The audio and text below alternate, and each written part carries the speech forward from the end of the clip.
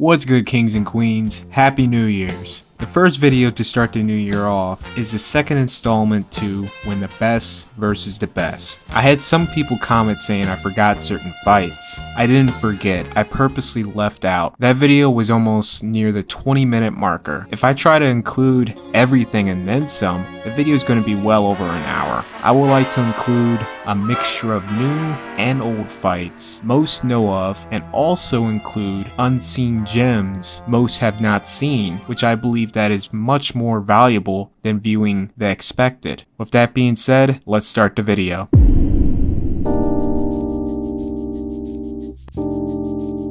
This is possibly one of the most unexpected rivalries in boxing history. Pong Sakalek Wong became the WBC and lineal flyweight champion in 2001. In early 2002, he was making his fourth title defense of the flyweight crown against WBC mandatory, little-known 19-0 Daisuke Naido. Wong knocked him out in the first 34 seconds of the fight, resulting in the quickest knockout in flyweight history. The original record was held by Emil the Spider Pladner when he knocked out Frankie Gennaro for the title in 1929. So really, how in the world did this matchup turn into a rivalry? I'm getting there. Naido would go on a spree of wins, beating the right guys to get him in position to fight Wong in a rematch. Incredibly exciting rematch. The fight would unfortunately get stopped on cuts due to an unintentional foul.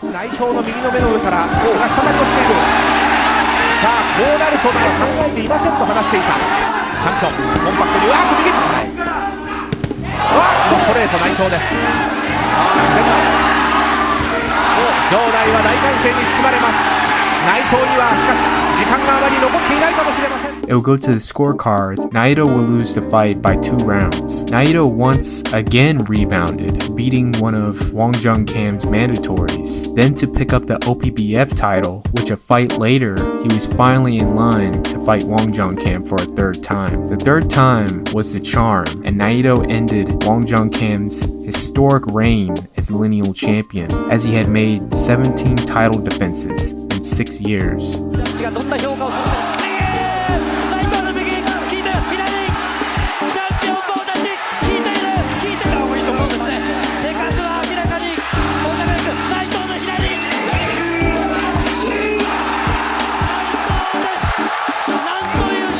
Obviously, there was going to be a rematch after Naido beat Daiki Kameda and their super fight by unanimous decision. The fourth fight is now on. The fourth fight being the most exciting out of them all. Incredibly close on the scorecards. Depending how you saw it, you could give it to either guy.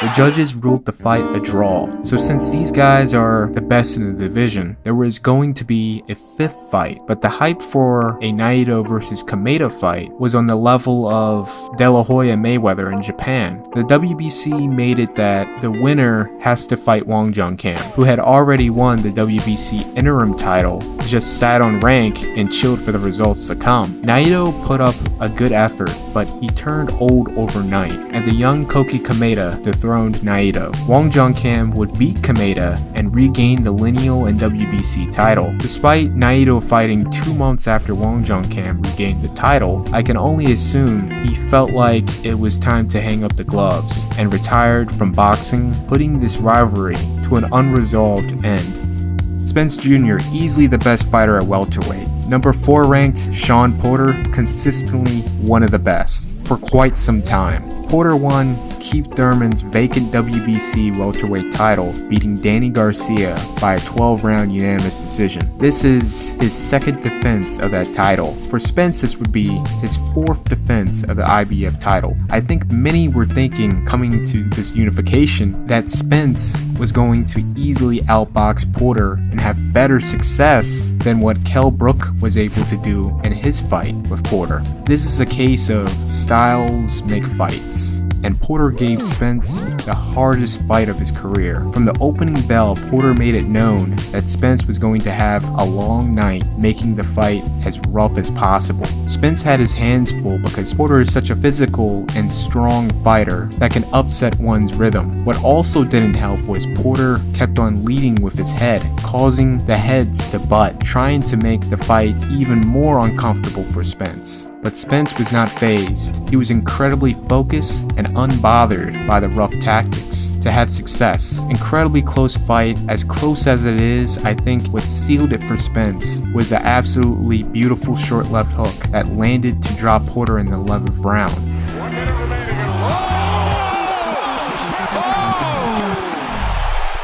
Both guys finished the fight strong, landing bombs on each other. Such a good fight. Everything you possibly wanted and then some. Spence would become the unified welterweight champion by split decision. Coming into 1999, Corte was clearly one of the best welterweights, same as De La Hoya. De La Hoya was making his 6th defense of the WBC title. Absolutely risky fight, as everyone wanted to see a De La Hoya Trinidad matchup. One of the most entertaining fights to end off the 90s. Both guys putting it all on the line. Yes, De La Hoya missed the right upstairs.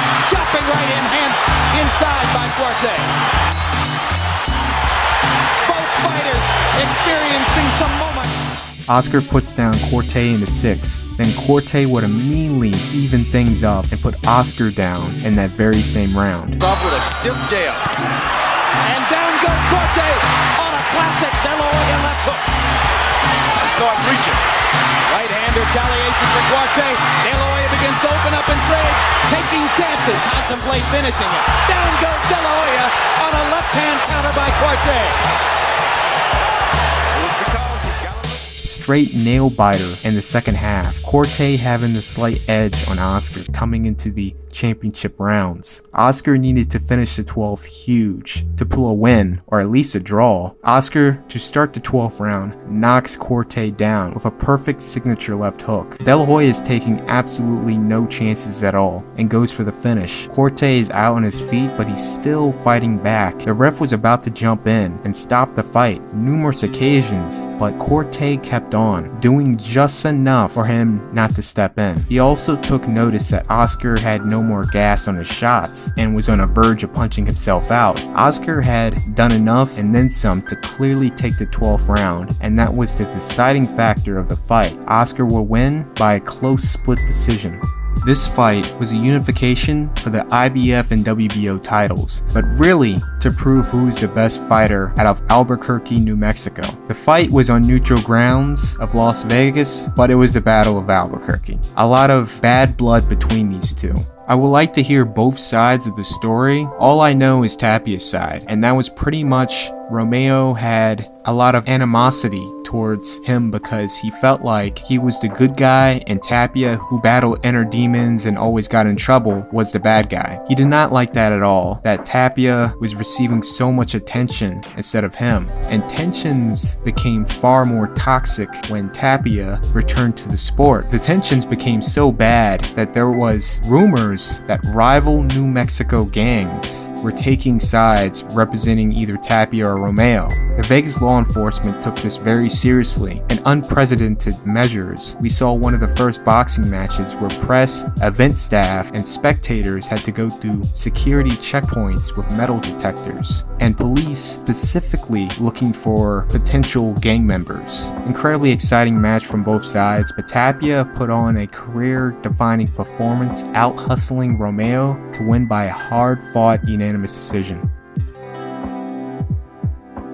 This was the Super Middleweight Tournament Finals. Despite this only being for the WBC, WBA, and ring titles, both guys had fought and beaten the best in this weight class. Lucien Boutte was ranked number 2, but he decided not to fight in the tournament, which tainted the rankings for the fight because Froch was ranked at number 3, Ward at number 1. The ring title is vacant, and only in rare occasions ring will allow the number 1 rank to fight the number 3 ranked for the vacant title. This is a perfect example because Boutte didn't want any of that heat and was not part of the tournament from the start. Ward and Froch, both guys have a unique style, very elusive. Ward was able to crack through that and mount up a sizable lead on Froch. As Ward started to tire just a bit, Froch would start to rake in some rounds. Ward would rally back despite Froch's efforts. Ward refused to allow Froch to take over the fight. Ward would pull off the unusually close unanimous decision to become the man at super middle. I say unusual because two of the judges scored it incredibly close, 115-113, meaning which if Froch won 2 more rounds, it would have been a draw.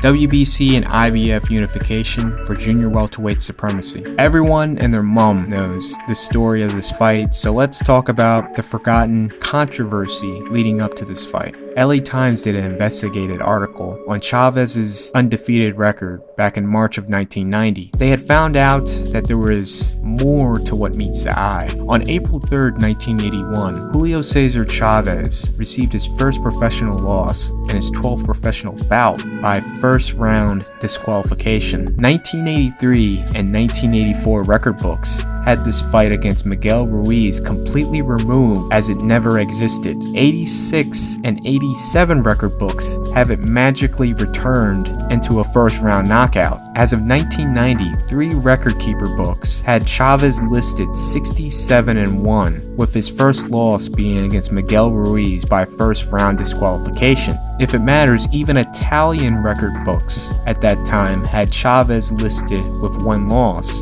Dick Mastro stated that Chavez's loss was expunged to preserve a great young prospect's unbeaten record. Someone obviously decided that it would be a shame to leave that loss on his record, so it was decided to just get rid of it. I've carried that loss on his record ever since. It's the promoters and the press that keeps calling him unbeaten." End quote. The Culiacan Commission overturned the result, saying Chavez had not hit the guy after the bell, as the referee ruled it was a hit after the bell. Mastro stated, "No commission can overturn a referee's judgment call." He cites a 1952 New York State Supreme Court case regarding a Joey Girardello fight. So this is big here. According to Mastro, the Supreme Court ruled that the New York State Athletic Commission had no authority to overturn a referee's judgment call. So there you have it, guys. The link to this article will be in the description. So yeah, the fight, well, Taylor puts up a sizable lead, but Chavez's constant pressure wore out Taylor. Chavez, needing a knockout to win, was able to stop Taylor in the final 10 seconds of the fight, as Taylor failed to respond to any of Steele's questions. I go in further detail about how Steele was actually telling the truth, how he will stop a fight if the fighter is unresponsive. His high standards that the boxing public ridiculed him for having saved the life of Joichiro Tatsuyoshi against Vira Posahapram. We gotta state the elephant in the room here. So Adonis Stevenson somehow avoided fighting a mandatory opponent for 5 years, which is absolutely insane. I actually don't know a fighter who has gone as long as 3 years, so that's very impressive. It was so ridiculous that Ring stripped him of the Ring title because he wasn't fighting worthy opponents. So how was this even able to happen? So Eleider Alvarez is under the same promotion as Stevenson, and he was Stevenson's mandatory for a very long time. Since he was under the same promotion as Stevenson, you can say they worked out a deal where he could just step aside, and Stevenson would just fight whoever. I mean, there was also the Kovalev fight that they were trying to make, but 5 years, that is long. Like, you can't come up with an excuse with that. Stevenson's last legitimate mandatory title defense was in 2013 against Tony Bellew. So how did this scheme fall apart? Well, Alvarez pretty much got bored holding that silver title, fought Kovalev and became the champ. That bumped up Alexander in the WBC rankings to number 1, and then sealed a fight for the title, defeating Mehdi Amar for the WBC interim title. Alexander, an Olympic medalist backed by an ambitious manager to urge their powerful promotion Top Rank to get him a title shot at all costs, regardless of political dividing lines, which this is a case of what rapper Raz Kaz would say, big bank takes little bank. So there was no way Stevenson was going to get out of this fight, so Stevenson puts up a valiant effort. He comes up short and gets dethroned. Unfortunate events happened. I'm glad he's okay now, and Alexander is now the champion. Beterbiev, who also came from the same promotion as Adonis Stevenson, and Alvarez signed to Top Rank, and you really started to see him flourish under the new promotion, as very shortly he's now in line to unify against Alexander. Like I stated in my last video, this was an amazing fight. Beterbiev, who was waiting in line for his time to shine for so long, rose up to the occasion and stopped Alexander late in the fight to become the lineal and unified light heavyweight champion.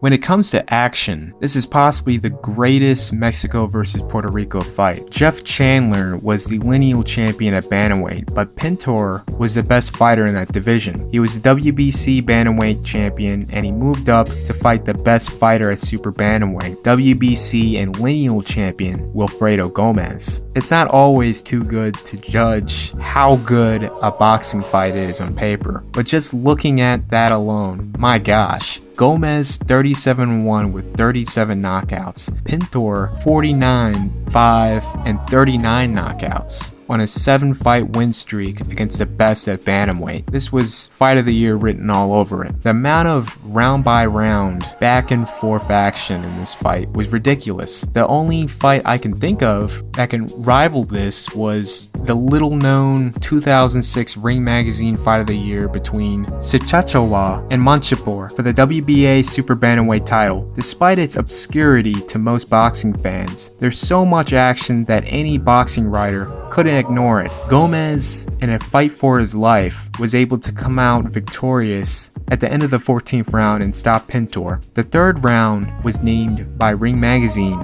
as the round of the year. One of the greatest Mexico versus Mexico bouts. Tijuana versus Mexico City. Blue collar versus white collar. This was a WBC and WBO Super Bantamweight unification. Morales was ranked number 1 and Barrera was ranked number 2. Incredibly exciting match from the opening bell. Very close, hard fought battle between the two.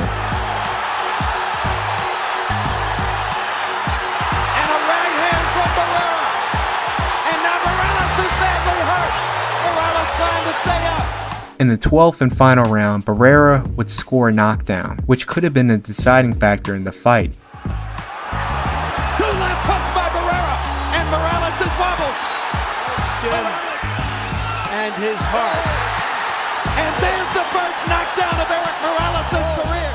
Morales would win by a very narrow split decision to become the unified champion. This fight was named Ring Magazine Fight of the Year for 2000. And round 5 was named Round of the Year. And on top of that, this is when the best versus the best in boxing. For more installments, be sure to like, share, and if you're new, subscribe. Subscribe to my Patreon for Patreon-backed projects and early access to videos. This month's project is on the tale of Prince Nassim Hamed versus Marco Antonio Barrera, as well as the tale of Floyd Mayweather versus Victor Ortiz. I'm Alpha Sancho, and I'm out.